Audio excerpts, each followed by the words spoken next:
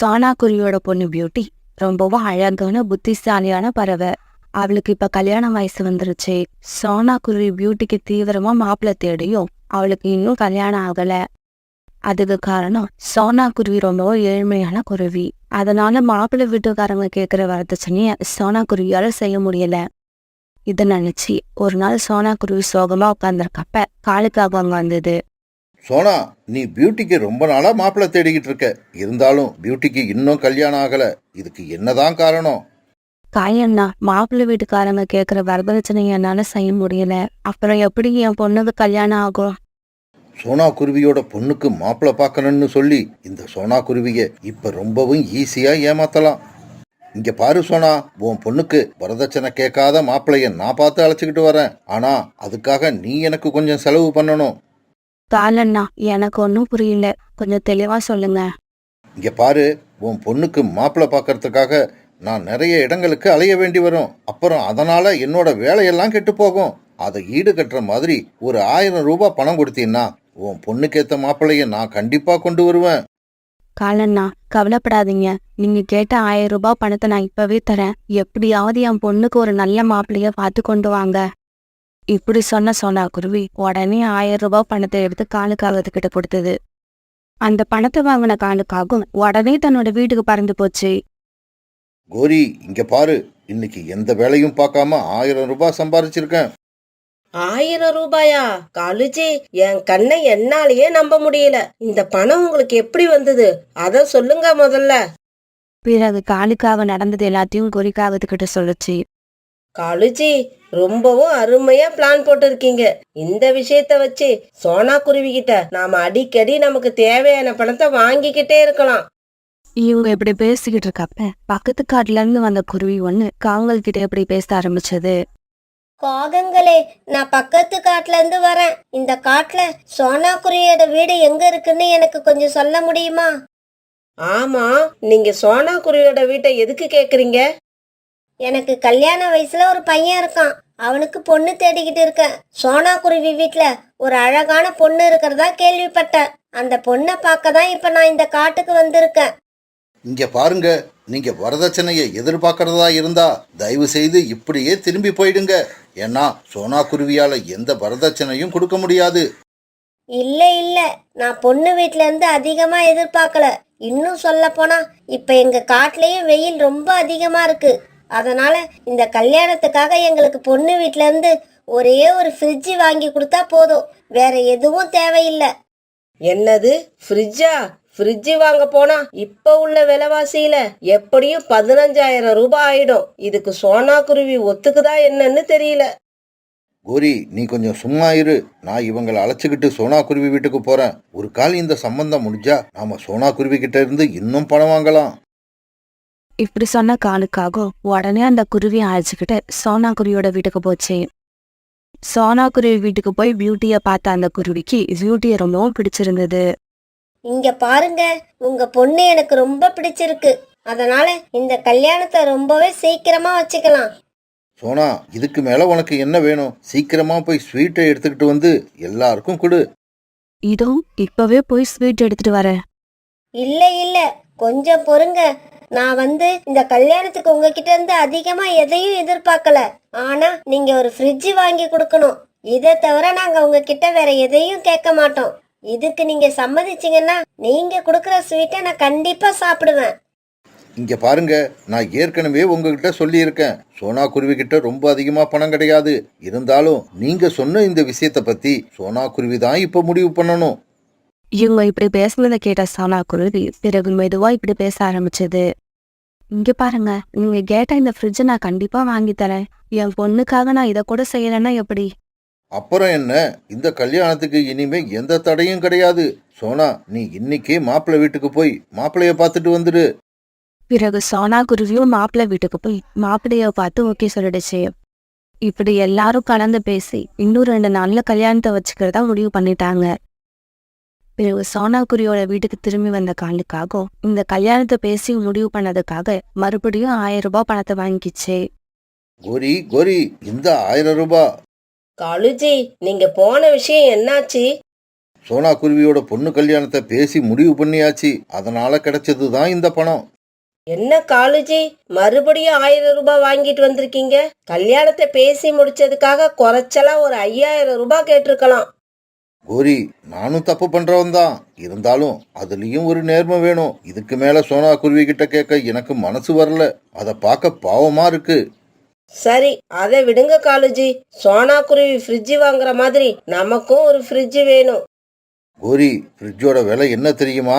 குறைச்சலா 15000 ரூபாய் இருக்கும். அவ்வளவு பணத்துக்கு நாம எங்க போறது? இல்ல காலுஜி, நாம ஏதாவது செஞ்சு ஒரு ஃப்ரிட்ஜை வாங்கியே ஆகணும். ஏன்னா என் மனசுல ஃப்ரிட்ஜ் வாங்கணும்னு ஆசை வந்துருச்சு. அதை நான் வாங்காம விட மாட்டேன். பிறகு மறுநாள் சோனா குருவி மார்க்கெட்ல இருந்து ஒரு புது ஃப்ரிட்ஜை வாங்கிட்டு வந்துடுச்சு. அந்த சமயத்துல காலுக்காகவும் கோரிக்காகவும் சோனா குருவியோட வீட்டுக்கு வந்தாங்க. சோனா குருவி வாங்கிட்டு வந்த ஃப்ரிட்ஜை பார்த்ததும் கோரிக்காகத்துக்கு மனசே சரியில்லை. சோனா, இந்த ஃப்ரிட்ஜை பார்க்க ரொம்ப அழகா இருக்கு. இது என்ன விலை? ஆமா, உன்னால இந்த ஃப்ரிட்ஜை எப்படி வாங்க முடிஞ்சுது? கோரி அக்கா, இதோட விலை 16000. எனக்கு இருக்கிற ஒரே பொண்ணு பியூட்டி, அவளுக்காக இதை கூட நான் செய்யலைன்னா எப்படி? எப்படியாவது இதே மாதிரி ஒரு ஃப்ரிட்ஜ் என்னோட வீட்லயும் இருக்கணும். நம்மளால பணம் சேர்த்து வாங்க முடியாட்டியும் திருடியாவது கொண்டு வரணும். அன்னைக்கு ராத்திரி தன்னோட வேலையை முடிச்சுட்டு காலுக்காகவும் தன்னோட வீட்டுக்கு வர பாதி ராத்திரி ஆயிடுச்சு. இப்படி வீட்டுக்கு வந்த காலுக்காகவும் தன்னோட வீட்டுல ஒரு புது ஃப்ரிட்ஜ் இருக்கிறத பார்த்துட்டு அதிர்ச்சி ஆயிடுச்சு. கோரி, இந்த ஃப்ரிட்ஜ் ஏது? எனக்கு என்னவோ இந்த ஃப்ரிட்ஜை பார்க்க காலையில சோனா குருவி வீட்டுல பார்த்த ஃப்ரிட்ஜ் மாதிரி இருக்கு. காலுஜி, சத்தம் போட்டு பேசாதீங்க. இது சோனா குருவி வாங்கிட்டு வந்த ஃப்ரிட்ஜ் தான். என்னால ஆசையை அடக்க முடியல. அதனாலதான் நான் தனியாவே போய் சோனா குருவி வீட்டுல இந்த ஃப்ரிட்ஜை திருடிக்கிட்டு வந்துட்டேன். கோரி, ஏன் இப்படி செஞ்ச? இது ரொம்ப தப்பு. இந்த ஃப்ரிட்ஜ் இல்லைன்னா சோனா குருவியோட பொண்ணு கல்யாணமே நடக்காது.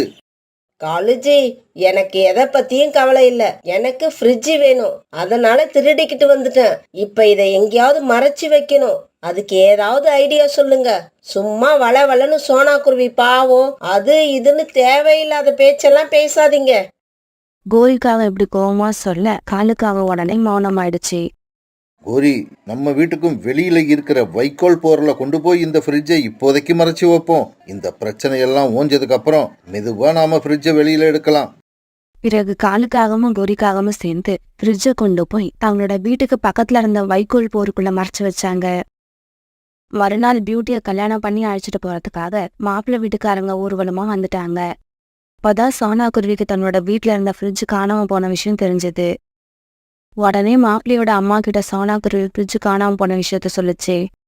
இங்க பாருங்க, நீங்க ஆரம்பத்திலேயே என்னால ஃப்ரிட்ஜ் வாங்க முடியாதுன்னு சொல்லி இருந்தா கூட நான் இந்த கல்யாணத்துக்கு ஒத்துக்கிட்டு இருப்பேன். ஆனா வாங்கி தரேன்னு சொல்லிட்டு இப்ப நீங்க காணாம போச்சுன்னு சொல்றது எங்களால ஏத்துக்க முடியல. சரி, கொஞ்ச நேரம் பொறுங்க. நான் எப்படியாவது நீங்க கேட்ட மாதிரியே ஒரு ஃப்ரிட்ஜை வாங்கிட்டு வரேன். இப்படி சொன்ன சோனா குருவி மறுபடியும் ஃப்ரிட்ஜ் வாங்கின கடைக்கு போய் நடந்த விஷயத்த சொல்லி இன்னொரு ஃப்ரிட்ஜை கடனா கேட்டு பார்த்துச்சு. ஆனா கடைக்காரர் சோனா குருவி கேட்ட மாதிரி ஒரு ஃப்ரிட்ஜை கடனா கொடுக்க மறுத்துட்டாரு. சாரிங்க, நீங்க நினைக்கிற மாதிரி நாங்க கடனுக்கு எந்த வியாபாரமும் பண்றது இல்ல. உடனே சோனா குருவி என்ன பண்றதுன்னு தெரியாம வழியில ஒரு இடத்துல உட்கார்ந்து அழுதுகிட்டே இருந்தது. அந்த சமயத்துல அந்த காட்டோட வன தேவதை சோனா குருவி கிட்ட வேகமா வந்தது. சோனா, நீ என்ன இங்க உட்கார்ந்து அழுதுகிட்டு இருக்க? அங்க மாப்பிள்ளை வீட்டுக்காரங்க எல்லாம் உன்னை தேடிக்கிட்டு இருக்காங்க. உடனே சோனா குருவி இது எல்லாத்தையும் அந்த தேவதை கிட்ட சொல்லுச்சு. இல்ல, நீ சொல்றது என்னால நம்ப முடியல. ஏன்னா கல்யாணம் நடக்கிற இடத்துல ஒரு ஃப்ரிட்ஜ் இருக்கிறத நான் இப்பதான் பாத்துட்டு வரேன். உனக்கு ஒரு விஷயம் தெரியுமா? அந்த ஃப்ரிட்ஜ் இயற்கையான ஃப்ரிட்ஜ். அந்த ஃப்ரிட்ஜ் கரண்ட் இல்லாம இயங்கும். இதை கேட்டு ஆச்சரியமான சோனா குருவி உடனே பறந்து கல்யாணம் நடக்கிற இடத்துக்கு போச்சு. தேவதை சொன்ன மாதிரியே பசுமையான புற்களால ஆன ஒரு ஃப்ரிட்ஜ் சோனா குருவி அங்க பார்த்தது. உடனே சோனா குருவி அந்த தேவதை தான் நமக்கு இந்த ஃப்ரிட்ஜை உருவாக்கி கொடுத்தது அப்படிங்கறத புரிஞ்சுக்கிச்சு. உடனே அந்த தேவதைக்கு தன்னோட மனசுக்குள்ள நின்று சொல்லுச்சு. அப்புறம் என்ன, பியூட்டிக்கும் அந்த மாப்பிள்ளைக்கும் ரொம்பவும் ஜோரா அந்த இடத்துல கல்யாணம் நடக்க ஆரம்பிச்சது. காலுஜி, நடந்த விஷயத்த கேள்விப்பட்டீங்களா? சோனா குருவியோட பொண்ணு கல்யாணம் நடந்து முடிஞ்சிடுச்சு.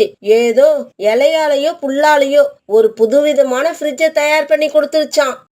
இப்படி சொன்ன கோரிக்காகும் அவசர அவசரமா தன்னோட வீட்டுக்கு பக்கத்துல இருந்த வைக்கோல் போர்ல மறைச்சு வச்சிருந்த ஃப்ரிட்ஜை வெளியில எடுத்தது. உடனே அந்த ஃப்ரிட்ஜை தன்னோட வீட்டுக்கு கொண்டு வந்து அதுக்கு கரண்ட் கனெக்ஷன் கொடுத்து ஃப்ரிட்ஜை ஓட விட்டுச்சு. ஆனா பாவம், கோரிக்காக தவறா கனெக்ஷன் கொடுத்ததால அந்த ஃப்ரிட்ஜ் பூரா கரண்ட் சப்ளை ஆகியிருந்தது. அது தெரியாத கோரிக்காகவும் ஃப்ரிட்ஜை திறக்க முயற்சி பண்ண ஷாக் அடிச்சா அந்த இடத்துலயே இறந்து போயிடுச்சு.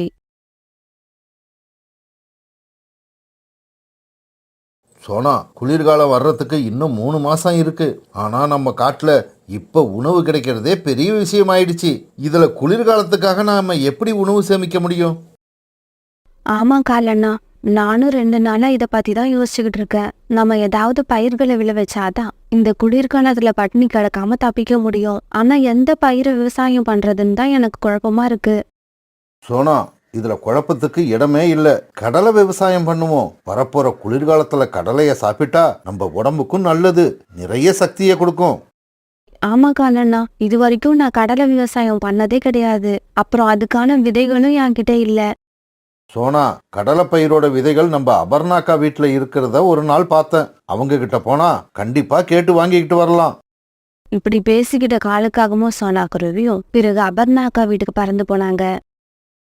இப்படி போனவங்க கடலை விதைகளை கொடுக்க சொல்லி அபர்ணாக்கா கிட்ட கேட்டாங்க. அபர்ணாக்கா, எங்களுக்கு கொஞ்சம் கடலை விதைகள் இருந்தா கொடுங்க. நாங்க கடலை விவசாயம் பண்ணலாம்னு இருக்கோம். ஆமாங்கா, இப்பவே நாங்க கடலை விவசாயம் பண்ணனாதான் குளிர்காலத்துல பட்டினி கிடக்காம யார் உதவியும் எதிர்பார்க்காம வாழ முடியும். இங்க பாருங்க பறவைகளா, நீங்க விவசாயம் பண்ண போறேன்னு சொன்னதை கேட்ட எனக்கு ரொம்ப சந்தோஷமா இருக்கு. உங்களுக்கு நான் கண்டிப்பா உதவி பண்றேன். இப்படி சொன்ன அபர்ணா பிறகு கொஞ்சம் கடலை விதைகளை எடுத்து இவங்க கிட்ட கொடுத்தாங்க. இந்தாங்க, இந்த விதைகளை எடுத்துக்கிட்டு போங்க. நாளைக்கு நீங்க விவசாயம் பண்ணி கடலை பயிர் நல்லா விளைஞ்சா எனக்கும் கொஞ்சம் கடலை எடுத்துக்கிட்டு வந்து கொடுக்கணும். அபர்ணாக்கா, கடலை பயிர்கள் நல்லா விளைஞ்சதும் கண்டிப்பா உங்களுக்காக நாங்க எடுத்துட்டு வருவோம். இந்த விதைகளை எங்களுக்கு கொடுத்த உங்களுக்கு ரொம்ப நன்றி. இப்படி சொல்லிட்டு சோனா குருவியும் காலுக்காகவும் அந்த விதைகளை எடுத்துக்கிட்டு தங்களுடைய காட்டுக்கு பறந்து போனாங்க. வழியில ஒரு இடத்துல உட்கார்ந்த காலுக்காக இப்படி பேச ஆரம்பிச்சது. சோனா, என் கூட இவ்வளவு தூரம் வந்து எனக்கு கடலை விதைகளை வாங்கி கொடுத்ததுக்கு உனக்கு ரொம்பவும் நன்றி. நான் இந்த விதைகளை எடுத்துக்கிட்டு என் வீட்டுக்கு கிளம்புறேன். காலண்ணா, உங்க கூட நான் வந்ததுக்கு காரணமே எனக்கு விவசாயம் பண்றதுக்கு கடலை விதைகள் கிடைக்கணும் காரணத்தினால்தான். இப்ப எல்லா விதைகளையும் நீங்களே எடுத்துட்டு போறேன்னு சொன்னா என்ன அர்த்தம்? இதுல பாதி விதைகள் எனக்கும் வேணும். இத சரி பாதியா பிரிச்சு 2 பேரும் எடுத்துப்போம். இப்படி சொன்ன சோனா குருவி அந்த விதைகளை 2 பாகமா பிரிச்சுது. இப்படி பிரிச்சதுல ஒரு பாகத்தை எடுத்துக்கிட்டு சோனா குருவி தன்னுடைய வீட்டுக்கு பறந்து போச்சு. இந்த சோனா குருவி ரொம்பவும் புத்திசாலியா தான் இருக்கு. எல்லா விதைகளையும் நாம எடுத்துக்கிட்டு போகலாம்னு நினைச்சா கடைசியா இப்படி ஆயிடுச்சே. சோனா குருவி, நீ தான் புத்திசாலின்னு நினைக்காத. நான் உன்னை விட புத்திசாலி. நீ எவ்வளவுதான் இந்த விதைகளை கஷ்டப்பட்டு பயிர் பண்ணினாலும் கடைசியா அதை அறுவடை பண்ணி அனுபவிக்க போறது என்னவோ நானும் கோரியும் தான். ஏன்னா இந்த கடலை விவசாயத்தை பத்தி உனக்கு எதுவுமே தெரியாது. அதை நீ மறந்துட்ட. இப்படி யோசிச்ச காலுக்காகவும் பிறகு தன்னோட வீட்டுக்கு பறந்து போச்சு. காலுக்காக இப்படி வீட்டுக்கு போனப்ப கோரி இல்லாதால கடலை விதைகளை வீட்டுல வச்சுட்டு கூட்டுல படுத்து தூங்க ஆரம்பிச்சது. பிறகு கொஞ்ச நேரம் கழிச்சு காலுக்காக கண் முயற்சி பார்த்தப்ப கோரிக்காக அந்த கடலை விதைகளை சாப்பிட்டுக்கிட்டு இருந்தது. இத பார்த்த காலுக்காகத்துக்கு ரொம்பவும் கோபம் வந்துருச்சு. நிறுத்து கோரி, நிறுத்து. விவசாயம் பண்றதுக்காக வாங்கிக்கிட்டு வந்த கடலை விதைகளை இப்படி சாப்பிட்டுக்கிட்டு இருக்கியே, உனக்கு அறிவு இருக்கா? காலுஜி, ஏன் இப்படி திட்டுறீங்க? இது விதைகள்னு எனக்கு எப்படி தெரியும்? சாப்பிட்டு பார்த்தேன், நல்லா இருந்தது, சாப்பிட்டுக்கிட்டே இருந்துட்டேன். ஏற்கனவே பாதி விதைகளை சோனா குருவி எடுத்துக்கிட்டு போயிடுச்சு. மீதி இருக்க விதைகளை நீ சாப்பிட்டுட்டன்னா பிறகு எதை வச்சு நாம விவசாயம் பண்றது? என்னது, சோனா குருவி பாதி எடுத்துக்கிட்டு போயிடுச்சா? கோரிக்காக இப்படி கேட்ட உடனே காலுக்காக நடந்த கதை எல்லாத்தையும் சொல்லுச்சு. காலுஜி, நீங்க சோனா குருவிக்கு ஒரு விதைய கூட கொடுத்துருக்க கூடாது. ஆனா நீங்க பாதி விதைகளை கொடுத்துட்டு வந்திருக்கீங்க. கவலைப்படாத கோரி, சோனாவுக்கு கடலையை பத்தி எதுவுமே தெரியாது. சோனாவுக்கு மட்டும் இல்ல, இந்த காட்டுல வாழ்ற எந்த பறவைக்குமே கடலைய பத்தியும் கடலை விவசாயத்தை பத்தியும் எதுவும் தெரியாது. அப்படின்னா செடியில கடலை காய்க்கணும் எல்லாம் செடியவே பார்த்துக்கிட்டு இருப்பாங்க. அந்த சமயத்துல நாம வேர்ல காய்ச்சிருக்க கடலைய அறுவடை பண்ணிடணும். பிறகு காலுக்காகவும் கோரிக்காகவும் தங்களுடைய வயல்ல கடலை விவசாயம் பண்ண ஆரம்பிச்சாங்க. சின்ன சின்னதா குழிகளை தோண்டி கடலை விதைகளை விதைச்சு வச்சாங்க. சோனா குருவியும் இதே மாதிரி தன்னோட வயல்ல கடலை விதைகளை விதைச்சு வச்சது. ஒரு வழியா விதைகளை விதைச்சு முடிச்சாச்சு. இனிமே தண்ணியை எடுத்துட்டு வந்து ஊத்தணும். ஆனா இந்த கடலை விவசாயத்தை நம்ம இதுக்கு முன்னாடி செஞ்சதே இல்ல. இதை எப்படி பண்ணணும்னு தெரியல. ஏதாவது சந்தேகம் வந்தா காலண்ணா கிட்ட கேட்டுக்க வேண்டியதுதான். சோனா குருவி அங்க போனப்ப ஏற்கனவே காலுக்காகவும் குறிக்காகவும் தண்ணி எடுக்கிறதுக்காக அங்க வந்திருந்தாங்க. காலண்ணா, கடலை விவசாயத்தை பத்தி எனக்கு எதுவும் தெரியாது. எனக்கு ஏதாவது சந்தேகம் வந்தா நீங்க தான் அதை தெளிவுபடுத்தணும். என்ன சொன்னா இப்படி கேட்டுட்ட? உனக்கு எந்த சந்தேகம் வந்தாலும் எங்களை கேளு, நாங்க தெளிவா விளக்கம் சொல்றோம். இப்படி சொல்லிட்டு காலுக்காகவும் கோரியும் தண்ணி எடுத்துக்கிட்டு அங்கிருந்து பறந்து போனாங்க. காகங்கள் போன உடனே புறா அங்க வந்தது. என்ன சொன்னா உன் வயல்ல இந்த தடவை என்ன விவசாயம் பண்ண போற? புறாண்ணா, இந்த தடவை கடலை விவசாயம் பண்ணலான்னு இருக்க. கடலை விவசாயத்தை பத்தி நம்ம காட்டுல யாருக்கும் எதுவும் தெரியாது. உனக்கு மட்டும் அது எப்படி தெரிஞ்சது? இல்ல புறாண்ணா, எனக்கும் அதை பத்தி எதுவும் தெரியல. ஆனா காலண்ணனுக்கும் கோரி அக்காவுக்கும் அதுல நல்ல அனுபவம் இருக்கு. நானே அவங்கள கேட்டுதான் இதை செய்ய ஆரம்பிக்கிறேன். காகங்களை நம்பியா விவசாயம் பண்ற? அப்படின்னா கொஞ்சம் ஜாக்கிரதையா இருந்துக்க. இப்படியே சில நாட்கள் நகர்ந்துச்சு. இப்ப 2 பேரோட வயல்லையுமே கடலை செடிகள் நல்லா விளைஞ்சு வந்திருந்தது. கோரி, நம்ம வயல்ல கடலை செடிகள் நல்ல முறையில விளைஞ்சு வந்திருக்கு. எல்லாத்தையும் அறுவடை பண்ணி வீட்டுல கொண்டு போய் பாதுகாப்பா வைக்கணும். அப்புறம் வர்ற குளிர்காலத்துல அப்பப்ப வறுத்து வறுத்து சூடா சாப்பிட்டுக்கிட்டு கதை பேசினா எவ்வளவு ஜாலியா இருக்கும். அது சரி கோரி, நாம சோனா குருவி வயல்ல இருந்து எடுக்க போற கடலைகளை என்ன பண்றது? நம்ம காட்டுக்குள்ளேயே வித்தோம்னா கண்டிப்பா ஒரு நாள் இல்ல ஒரு நாள் சோனா குருவிக்கு தெரிஞ்சு போயிடும். அதை நம்ம கிட்ட இருந்து வாங்கறதுக்கு பூமர் ரெடியா இருக்கான். அதை பத்தி நீங்க கவலைப்படாதீங்க. சரி வா, நாம சோனா குருவி வயல் வரைக்கும் போய் அது வயல்ல கடலை எப்படி விளைஞ்சிருக்குன்னு பார்த்துட்டு வருவோம். கோரி அக்கா, செடி நல்லா விளைஞ்சு வந்திருக்கு, பூவும் வச்சிருக்கு. ஆனா கடலை மட்டும் இன்னும் காய்க்கவே இல்ல. சோனா குருவி இப்படி சொன்னதை கேட்டுட்டு காலுக்காகவும் கோரிக்காகவும் மனசுக்குள்ள சிரிச்சுக்கிட்டாங்க. சோனா, அதுக்காக நீ கவலைப்படாத. தினமும் தண்ணி ஊத்திக்கிட்டே இரு. கண்டிப்பா ஓன் செடிகள்லயும் கடலை காய்க்க ஆரம்பிச்சிடும். பிறகு கொஞ்ச நாள்ல காலுக்காகவும் கோரிக்காகவும் தங்களோட வயல்ல இருந்த கடலைய அறுவடை பண்ணி முடிச்சாங்க. இப்படி அறுவடை பண்ணின கடலைய மூட்டையா கட்டி தங்களோட வீட்டுக்கு கொண்டு போனாங்க. காலண்ணா, கோரியக்கா, உங்க வயல்ல உள்ள செடிகள்ல கடலை காய்ச்சி அறுவடை பண்ணிட்டுன்னு சொல்றீங்க. ஆனா என்னோட வயல்ல கடலை காய்க்கவே இல்லையே. நான் இப்ப என்ன பண்ணணும்? சோனா, நீ இனிமே ஒண்ணுமே பண்ண தேவையில்லை. வீட்டுல போய் படுத்து தூங்கு. இதுக்கப்புறம் இந்த செடிகள்ல கடலைகள் காய்க்கவே காய்க்காது. பாவம், நீ 3 மாசம் பட்ட கஷ்டத்துக்கெல்லாம் பலன் கிடைக்காம போயிடுச்சு. காலண்ணா, என்ன சொல்றீங்க? ஆமா சோனா, நீ முதல் தடவையா கடலை விவசாயம் இப்பதானே பண்ற. அதனால இப்படிதான் ஆகும். கவலைப்படாத. அடுத்த தடவை உன்னோட கடலை செடிகள்ல கண்டிப்பா கடலை காய்ச்சிடும். காவங்கள் அப்படி சொன்ன உடனே சோனா குருவி அழுதுகிட்டே தன்னோட வீட்டுக்கு போச்சு. பிறகு கொஞ்ச நேரத்துல எல்லாம் காலுக்காகவும் கோரிக்காகவும் சேர்ந்து சோனா குருவி வயல்ல உள்ள கடலை எல்லாத்தையும் அறுவடை பண்ணி முடிச்சாங்க. கோரி, கடலை செடியில காய்க்காது வேருக்கடியில தான் காய்க்கும்னு தெரியாத சோனா குருவி எல்லாம் விவசாயம் பண்ண ஆரம்பிச்சா நம்மள மாதிரி ஆளுங்களுக்கு தான் லாபம். பிறகு பூமர் அவங்க கிட்ட வந்து தங்க காசுகளை கொடுத்து அந்த கடலைய மூட்டையா வாங்கிக்கிட்டான். டேய் பூமர், இந்த தங்க காசுகள் ஏதுடா உனக்கு? அக்கா, அதை பத்தி எல்லாம் கேட்காதீங்க. அப்புறம் ஒரு விஷயம், இந்த தங்க காசுகளை நம்ம காட்டுல எங்கேயும் கொடுத்த மாத்தாதீங்க. இத மாத்தணும்னு நினைச்சா தூரமா உள்ள காட்டுக்கு எடுத்துக்கிட்டு போயிடுங்க. சோனா குருவி வீட்டுக்கு போனப்ப சோனா குருவியோட அம்மா வந்திருந்தாங்க. சோனா குருவி நடந்தது எல்லாத்தையும் அவங்க கிட்ட சொல்லி அழுதுச்சு. சோனா, என்ன உன்னோட வயலுக்கு சீக்கிரமா அழைச்சிக்கிட்டு போ. சோனா குருவி தன்னோட அம்மாவை வயலுக்கு அழைச்சிட்டு போனப்ப எல்லா கடலை செடிகளும் கீழே கிடந்துச்சு. ஏன்னா எல்லா கடலையும் வேர்ல இருந்து பிடுங்கி காகங்கள் கொண்டு போயிட்டாங்க. சோனா, கடலை செடியை பத்தி உனக்கு எதுவுமே தெரியாததால உன்னை அந்த காகங்கள் ஏமாத்தி இருக்காங்க. கடலை செடியில காய்க்காது சோனா, வேருக்கு அடியில தான் இருக்கும். இது கேட்ட சோனாவுக்கு ரொம்பவும் கோபம் வந்து காகங்கள் வீட்டுக்கு போச்சு. காலண்ணா, கோரியக்கா, நீங்க 2 பேருமே சேர்ந்து என்னை நல்லா ஏமாத்திட்டீங்க. என் வயல்ல இருந்து எடுத்த கடலையெல்லாம் எங்க? அதெல்லாம் என்னோட 3 மாசம் உழைப்பு. மரியாதையா அதை என்கிட்ட கொடுத்துருங்க. கோரி, சோனா ரொம்ப கோபமா இருக்கு. அப்படின்னா சோனாவுக்கு எல்லா உண்மையும் தெரிஞ்சிடுச்சுன்னு நினைக்கிறேன். இப்ப தெரிஞ்சு என்ன காலேஜி பண்றது? அதனால ஒரு புண்ணியமும் இல்லை. இங்க பாரு சோனா, நீ அநியாயமா காலேஜ் கிட்ட இருந்து பாதி கடலை விதைகளை வாங்கிக்கிட்டு போன. அதுக்கான தண்டனையா உன்னோட 3 மாச உழைப்ப நாங்க எடுத்துக்கிட்டோம். கோரி சொல்றது தான் கரெக்ட். இதுக்கப்புறமும் இங்க நின்னு நீ நேரத்தை வீணாக்காத சோனா, இடத்த காலி பண்ணு. காகங்கள் இப்படி சொல்ல எதுவும் பேசாத சோனா மௌனமா தன்னோட வீட்டுக்கு பறந்து போயிடுச்சு.